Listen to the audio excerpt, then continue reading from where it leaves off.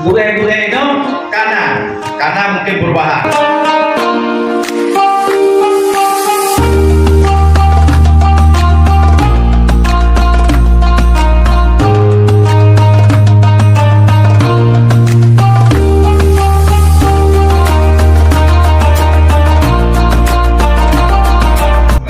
Tapi berkah apa? Berkah motivasi dan dorongan dari guru-guru berangkat.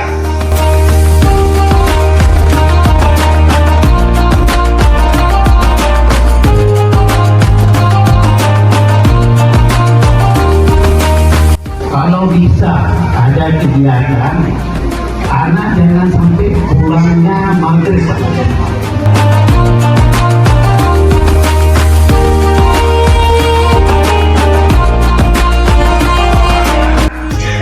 Pak, alhamdulillah mungkinnya yang disampaikan Bapak pengawas, Pak Kepala dan seluruh jajaran guru sudah mengatakan terima kasih dan baik perusahaan dalam seluruh dan kamu yang lain sampai dengan nurut diurut adanya menjadi anak yang bisa lagi sampaikan lipat pada anak yang berbakti kepada orang tua.